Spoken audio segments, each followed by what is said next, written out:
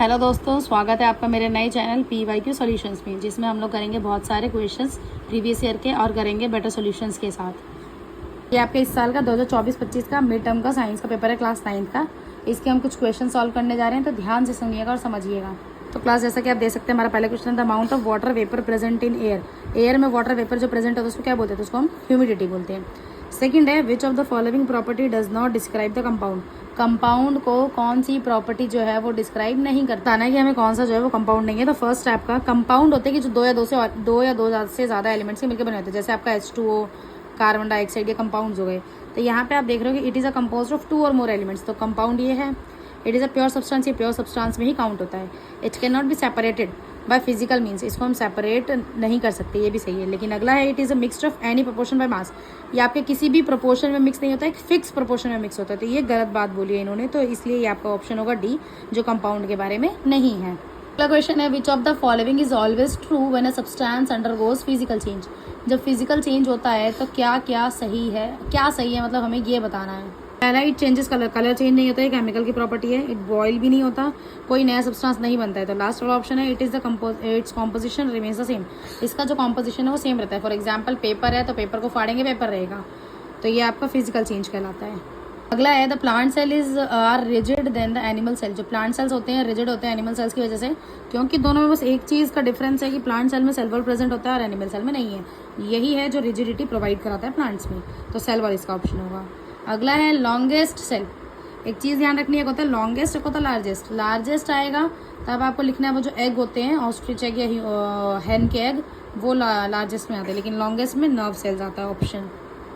6th question है tissue is a group of similar kinds of cells specialised to perform a particular function in the body.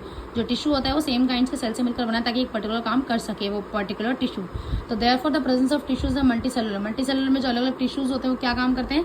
तो division of labour का मतलब हो गया, labour यहाँ पे काम को बोला गया, तो डिवीजन ऑफ लेबर मतलब अलग अलग टिश्यूज जो होंगे अलग अलग काम करेंगे। अगला है meristematic tissues are those which help in increasing the length and the girth of the plant. Which of the following statements given below is correct about the meristematic tissue. Meristematic tissue जो होता है plant से present होता है, इसका main काम होता है प्लांट्स की लेंथ को इंक्रीज करना। तो ये क्यों करेगा इंक्रीज? सेल डिवीजन की वजह से। सेल डिवाइड होंगे तब जाके उनकी जो लेंथ होती है या ब्रेड्थ होती है वो इंक्रीज होगी, अदरवाइज नहीं होगी। तो ऑप्शन बी इसका करेक्ट आंसर है। अगला क्वेश्चन है the area under the velocity time graph gives. जो वेलोसिटी टाइम ग्राफ होता है वो एक्सेलरेशन देता है, लेकिन अगर आपका डिस्टेंस और टाइम आता है तो आप लिखेंगे स्पीड। अगला क्वेश्चन है body travels along a straight path from its initial position to a point 20 metre away and then return back to its initial position. ऐसे बोला गया है कि एक जो कोई भी ऑब्जेक्ट है, बॉडी है, एक पॉइंट से स्ट्रेट पाथ चलती है 20 मीटर, फिर वहाँ से वापस आ जाती है। तो वापस आ गई तो then change in position. Position होता है आपका डिस्प्लेसमेंट, जहाँ से स्टार्ट करा वहीं से वापस आ गया, तो यहाँ पे जो डिस्प्लेसमेंट है दैट इज 0 एंड जो टोटल डिस्टेंस कितना वो 20 जाना और 20 वापस से आना, तो ये हो गया 40। तो इसका आंसर हो जाएगा आपका 0,40। B option is correct. Question number 10 इसमें बोला गया if a body travels equal distance in equal interval of time. एक बॉडी है जो इक्वल डिस्टेंस में इक्वल टाइम इंटरवल कर रही है, तो फिर क्या होगा? तो वो यूनिफॉर्म वेलोसिटी होगी। वैसे तो स्पीड होगा, तो speed is a kind of velocity, बस वो स्केलर और वेक्टर क्वांटिटी का फर्क है। तो यहाँ पे आप लोग वेलोसिटी पे टिक करेंगे, क्योंकि distance upon time velocity calculate होता है। Boy while running accelerates uniformly from 10 meter per second to 15 meter per second in 5 seconds. Calculate the acceleration. तो acceleration होता है आपका v माइनस यू अपॉन में टी। v और u होता है आपके इनिशियल एंड फाइनल वेलोसिटीज। तो यहाँ पे आपका इनिशियल वेलोसिटी है 10, फाइनल है 15। तो हम क्या करते हैं v माइनस यू 15 माइनस 10 करेंगे एंड अपॉन में टाइम। तो यहाँ पे इसको कैलकुलेट करेंगे, 15 में से 10 गया 5 एंड अपॉन में 5 to 5 कट के 1 आया। तो आपका एक्सेलरेशन का यूनिट होता है मीटर पर सेकंड स्क्वायर। तो आपका आंसर आ जाएगा 1 मीटर पर सेकंड स्क्वायर, जो कि आपके एक बॉय का एक्सेलरेशन निकल कर आया है। से the inertia of an object tends to cause the object. Inertia क्या होता है? तो इनर्शिया होता है to resist any change in state of rest और मोशन। जैसे कि आपने फर्स्ट लॉ ऑफ मोशन में पढ़ा होता है कि टेंडेंसी किसी भी ऑब्जेक्ट की कि अगर वो रेस्ट में तो रेस्ट में रहेगा, आपका मोशन में तो मोशन में रहेगा, अनटिल एंड अनलेस जब उस पर कोई भी एक्सटर्नल फोर्स नहीं लगाया जाता। तो सेम आपका इनर्शिया होता है। तो इनर्शिया एक टेंडेंसी है जिसमें ऑब्जेक्ट जो है वो रेस्ट में तो रेस्ट में रहना चाहेगा, मोशन में तो मोशन में रहना चाहेगा, उसमें कोई चेंज वो नहीं चाहेगा। तो ये आपका ऑप्शन नंबर सी करेक्ट है। फिर अगला है when unbalanced force acts on a body the body. जब किसी बॉडी पर हम अनबैलेंस फोर्स लगा रहे हैं, मतलब एक तरफ से ज़्यादा फोर्स लग रहा है, दूसरी तरफ से कम लग रहा है, तो क्या होगा? तो बॉडी जो होती है वो एक्सेलरेशन को एक्सपीरियंस करती है। यूनिफॉर्म वेलोसिटी नहीं होगा क्योंकि सेम स्पीड नहीं है, रेस्ट पे भी नहीं रहेगा क्योंकि अनबैलेंस फोर्स है, कर्व पाथ हो या ना हो दैट इज़ नॉट नेसेसरी। तो यहाँ पे क्या हो जाएगा, आपका एक्सेलरेशन को फील करेगा, मतलब अपने अंदर वेलोसिटी को फील करेगा, चेंज इन वेलोसिटी। अगला which of the following is a weed, तो यहाँ पे जो ऑप्शन नंबर डी है आपका पैर्थेनियम, ये आएगा, जिसे हिंदी में हम बोलते हैं गाजर घास। वीड होते हैं आपके अनवांटेड प्लांट्स ही होते हैं, घास वगैरह जो फसलों के साथ उग जाते थे। यहाँ पे ऑप्शंस क्या आएंगे आपके, पैर्थेनियम। अगला है green manures refers to, green manure क्या होते हैं, तो आप आइए ऑप्शन नंबर सी पर, the plants grown and mulched by ploughing before sowing the crop, फसल उगाने से पहले ही जो प्लांट्स उगा कर प्लोइंग, मतलब जब हम हल चलाते हैं ज़मीनों पर, तो जब उसको हल के साथ जोते जाता है, मिट्टी में मिक्स कर दिया जाता है ताकि वो मैन्योर की तरह काम करे और न्यूट्रिशंस दे प्लांट्स को, क्रॉप्स को जो हम उगाने वाले हैं, तो वो ग्रीन मैन्योर कहलाता है। तो इसका ऑप्शन नंबर सी ठीक होगा।